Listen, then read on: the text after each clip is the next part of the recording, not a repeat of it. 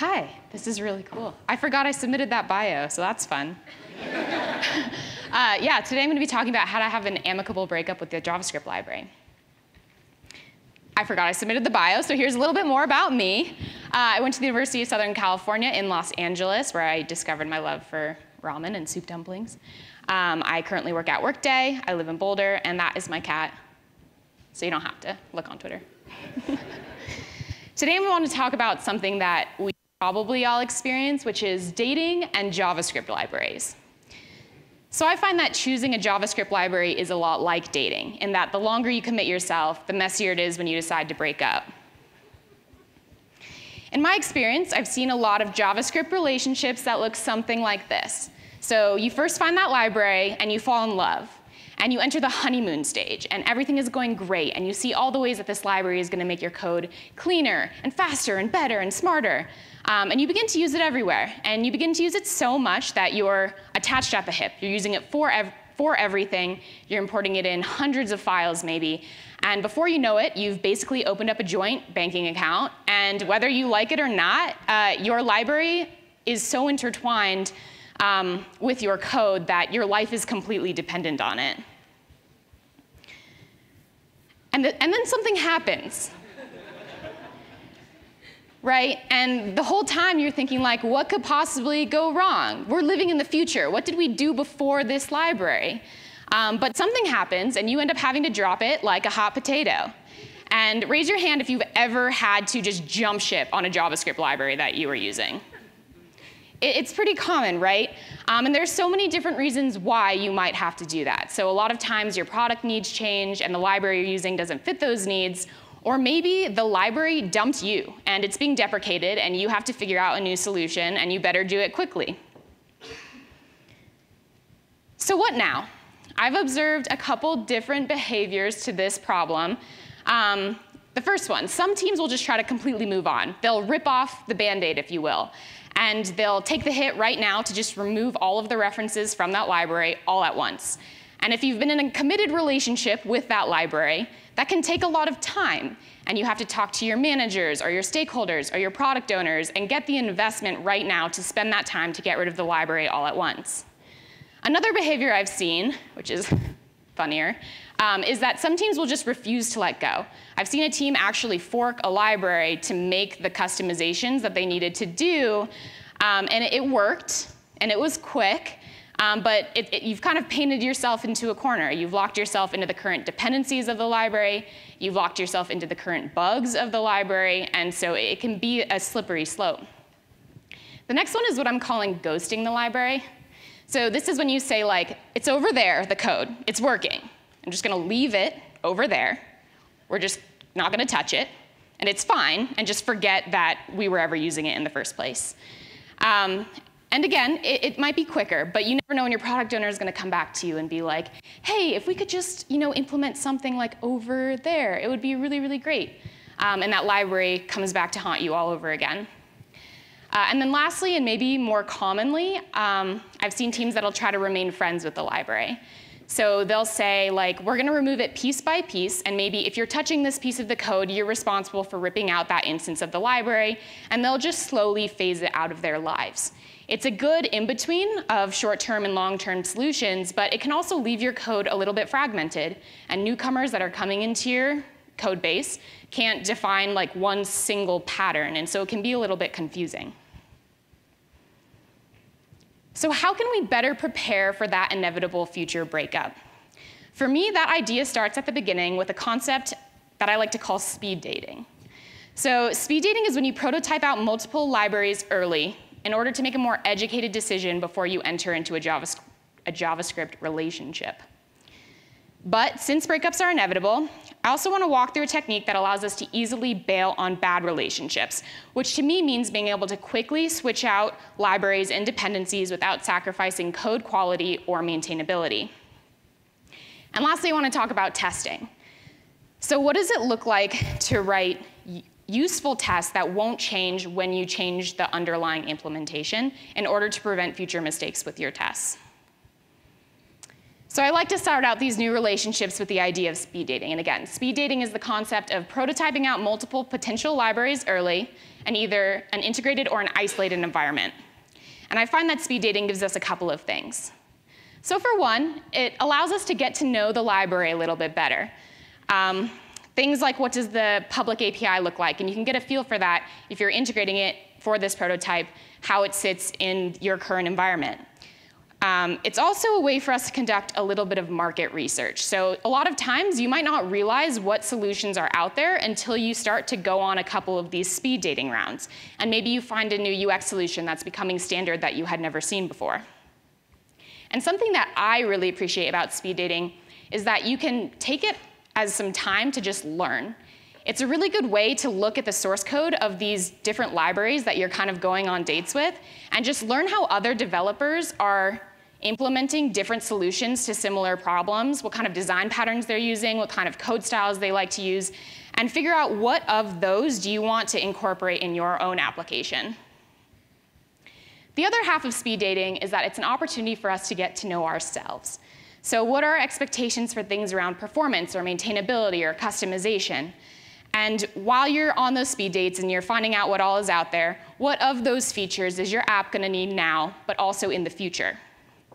And what's really, really cool is that because you're building these prototypes, you have something tangible to share with people. So if you find a new design pattern or you find a new UX model that you had never seen before, you can take it back to your product owners or your designers and show them and kind of propose a solution to add to bring value to your users.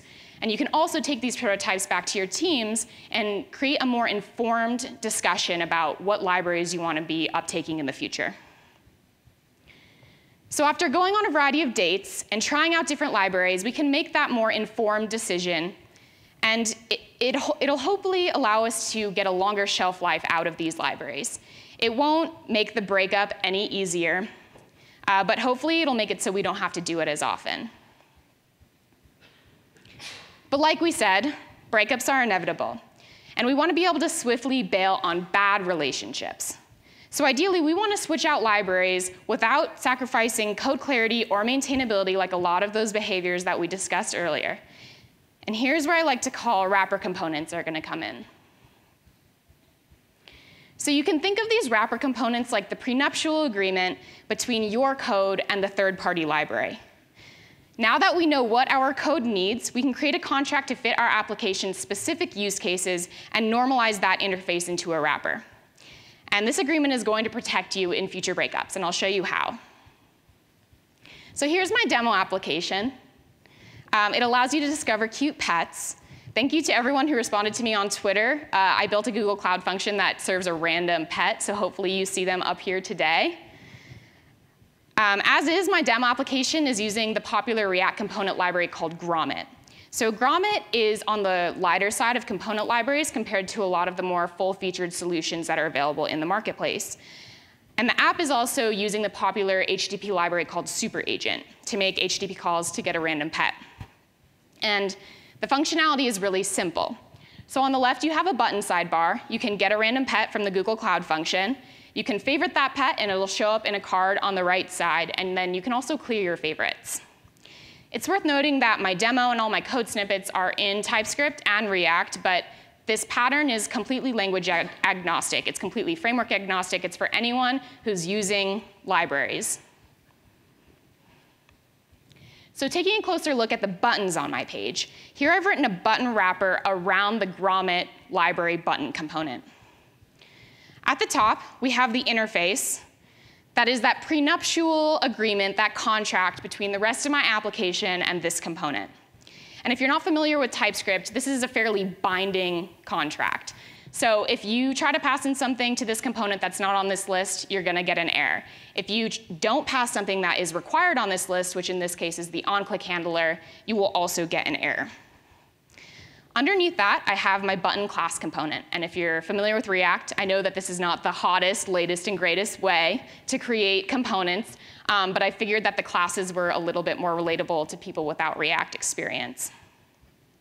And the class component is super simple. So in React, in the class components, you have a public render function, and all that render function does is return something that you want to render on the screen. So in this case, this component is just rendering that grommet button with all of the inputs that we had taken from our contract. And the grommet button is fairly customizable because it's built for such a wide audience of people. It's meant for a wide variety of use cases. But knowing myself, I know that my application wants to have standardized buttons.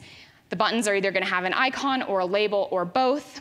And so I've put that here in my wrapper contract. So I've isolated this wrapper to be just exactly what my application needs and made it really obvious for developers in the future. They don't have to go to the grommet documentation and figure out what all of the inputs do. They don't have to read all of the different things to make the button look like how you want it to look, when in reality, all they want is a button that looks and feels just like all the other buttons in your application. And since I did some speed dating with various library buttons, I also have a feel for what tends to differ between different libraries that have buttons. And I can look at how different libraries have built their APIs and decide which one is best for my application. So for example, while looking into different component libraries, I noticed that there were kind of two main APIs for buttons in React. On the left is that same grommet wrapper. And you'll notice that the icon and the label are being passed in as input props, just like all of the other inputs to this button component. On the right is a button wrapper around Material UI. Material UI is a component library built on top of Google's Material Design. Material UI favors an API where you pass an icon and a label as children. So if you're coming from an Angular background, this is similar to doing transclusion or content projection, but basically all this is saying is that it doesn't care that it's an icon, it doesn't care that it's a label. It's going to take whatever you passed in to the child of this button and just render it in the button in the DOM. So it's a little bit more, what's the right word? Generic. You can pass in whatever you want. It doesn't have to be an icon or a label. And both styles are completely valid approaches. So different people have different opinions on when they might use which one. But one of the benefits of these wrappers is that you can decide which API you like. You can decide which code style you want to interface with as a developer. And we can standardize that across the application, and the library doesn't have to dictate that code style. So you can notice that these are very slightly different in the actual button component, but the contract between the two is exactly the same. So the rest of the application doesn't need to care that this library preferred it this way and that library preferred it this way. And in my demo application, I preferred passing the inputs as props, kind of like the grommet one, because I wanted it to be more standardized across the application. And this concept can also work for service libraries, so it's not just for components. Here I've written an API wrapper on the popular HTTP library Super Agent. And the wrapper contract is incredibly simple because REST is already incredibly standardized. But this time I can consolidate the logic that I know needs to happen with every HTTP call. So things like JSON serialization, deserialization, or if you have complex authentication that has to go out with every call. And now anyone in my app who needs to make an HTTP call only has to worry about the things that differ between the calls themselves. And lastly, sometimes after speed dating, you're dating around a couple libraries and you realize that just no one is good enough for you, so you decide to just build the thing yourself. So in my application, grommet didn't have a card that I was super happy with, so I decided to just build one. And it's really simple. It's just this div. It has a box shadow, so it's incredibly fancy. And this component is going to serve the exact same purpose as our wrappers. The interface is going to live as that contract between the rest of our application and this particular functionality, as well as normalize the behavior that we know is standard across the application. So in my app, I wanted to standardize these cards to have an image on top and the text on the bottom. And I want all the cards in this application to look the same. So I've normalized that here to this wrapper.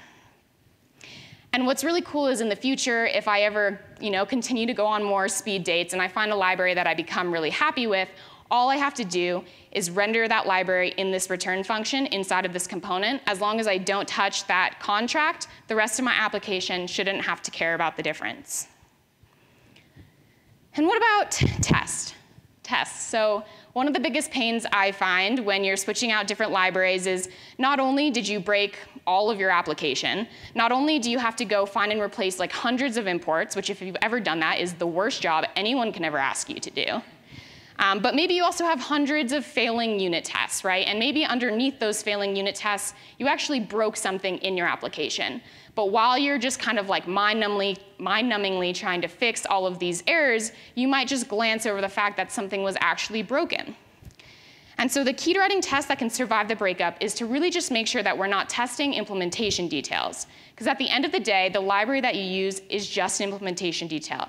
The users don't care what library you're using, your application shouldn't care what library you're using, and your tests definitely shouldn't either.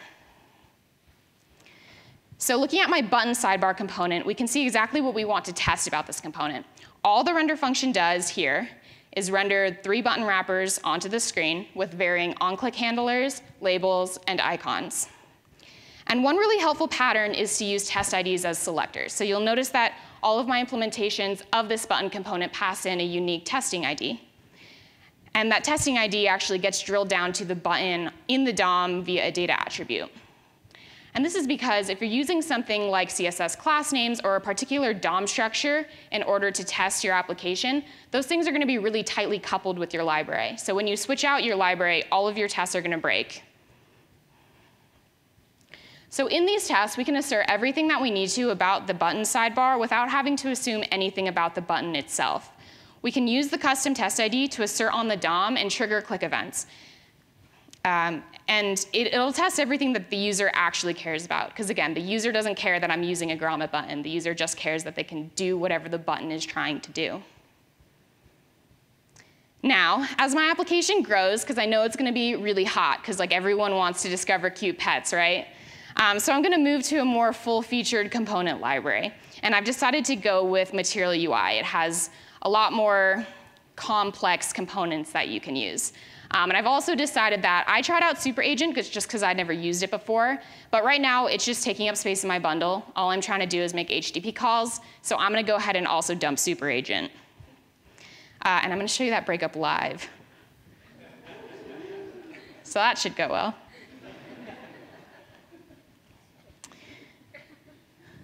So here's my application. Again, you can get random pets from the Google Cloud function. It takes a little bit the first time. This is Ollie, whoever Ollie belongs to. You can save them on the right side. You can get random pets. You can clear out your favorites, and I want to favorite Jack. And my favorite feature of my application is that if you click this little cat, it takes you to the Boulder Humane Society adoption page. And really coincidentally, there's a cat for adoption that has my last name. So this was meant to be. In case you came to DinosaurJS and you're trying to leave with a cat, the Boulder Humane Society is here for you. But drilling into the code a little deeper, so I ran all my tests ahead of time just to prove to everyone that they pass. Here's my button component, that same one that I had showed off earlier. And right now, it's using the grommet button. So for the sake of time, down below, I have the implementation of the Material UI button. And I'm going to throw it into my render function. Instead of using grommet, I'm going to use Material UI. And so again, we did a compare and contrast. The APIs are ever so slightly different. But you can imagine, even the 5 buttons on the page, if I had to go and change out this API for every single button, that's already a job that I don't want to do. But in this example, I haven't touched that contract, that prenuptial agreement. It's solid, right? And so the rest of my application doesn't know that I've just changed out this button.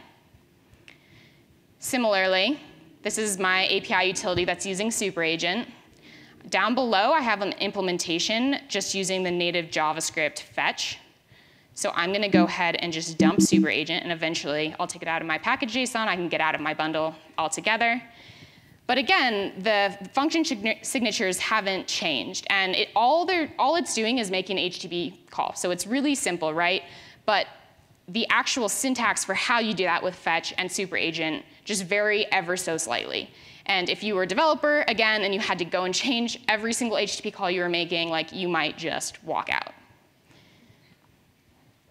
And then very lastly, what's cool about Material UI is they actually do have a card component that I like. So for the sake of consistency, I'm going to go ahead and get rid of the card component that I made, even though it's beautiful with the box shadow. So down below, I have the Material UI implementation. I'm going to get rid of my single div, and I'm just going to import all the Material UI things. And so this implementation is wildly different from the one that I had before. And this is because Material UI has this API where you can build up complex cards with other card building blocks. So in this example, I have my card parent. I'm using the building blocks to build up my card. So this is the card media building block, which is going to display an image. This is the card content building block, which in my case is going to display my text. And so even more, like if your developers were going around and, dare I say, copying and pasting that div all around your application to get cards to render in various pieces of your application, now every single one of those developers would have to go and read the Material UI documentation and figure out what is a card media, what is a card content, just to get rid of the one component that you had been using earlier. And there's a pattern forming. I haven't changed my contract, right? So my application doesn't know the difference between this vastly different implementation. And React has been hot loading in the background, so I'll refresh it just for good measure.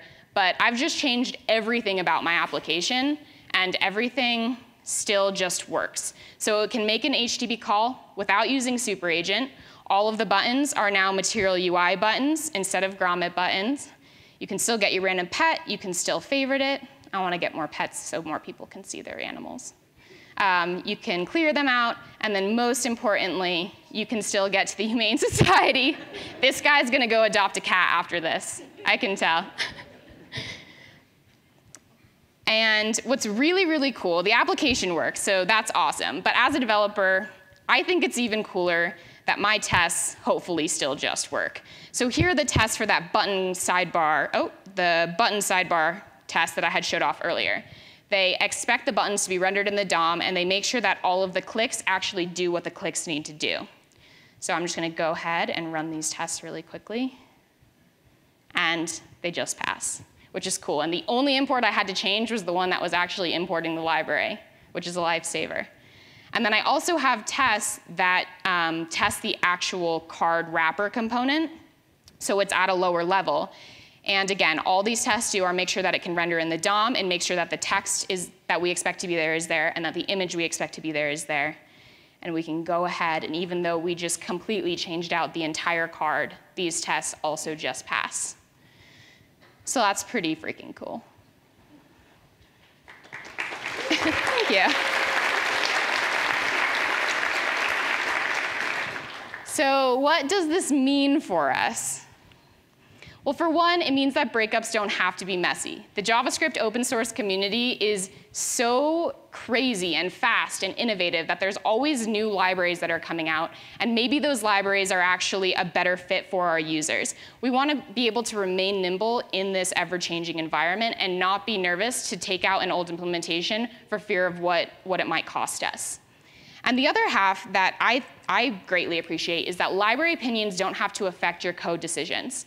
So if you've ever been in a conversation with a coworker talking about which library you were going to use, and maybe one of the arguments was that, well, I don't like how that library looks. I don't like how we have to use that library. I don't like what that API kind of makes our code feel like. That doesn't have to be an argument anymore, because you can just normalize that interface, that exchange with the library into these wrappers, and just design the interface for your wrappers the way that you as a developer, as a team, want to write your code. So hopefully you'll think of this technique the next time you're implementing a third-party library or even an internal library, and see if it can help your code make it through some bad breakups like it has for me. Thank you. So do you have any particularly bad JavaScript breakups that you'd like to talk about? Yes. So I work on a code base right now that came from a startup acquisition. And so the code was very startup-y. And nothing was really componentized, and there was a lot of just like, we need something, so we're just going to make it, or we need something, so we're just going to like use it over here. And Workday as a whole is getting more into the component-driven libraries. So we're building a couple of internal ones, and as we figure that out, the libraries also keep kind of changing because we're trying to figure out like the central place to keep them, how everyone wants to interface with them. And so pretty much every day, I break up with a different library. On Friday, I actually tried to switch out all of the buttons in my application, and we didn't have a wrapper. And I was doing the thing with the find and replacing on imports, and it was the worst day of my life. Oh, gosh. So we got a question from someone in the audience, from Colt. How could someone define their contract without TypeScript? Yeah, that's a really good question. So I had used TypeScript because it's a little bit easier to visualize.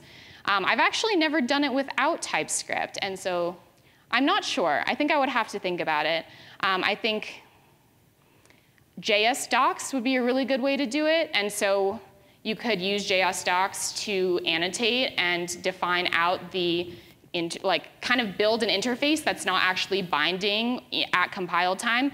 That way, the interface is a little bit more obvious to developers who are using your application, and they don't have to try to read it and understand like what each of the different inputs do. So I think JSDoc would be a really good place to start, and just make sure you have really solid annotations and comments. Mm-hmm. Okay, cool.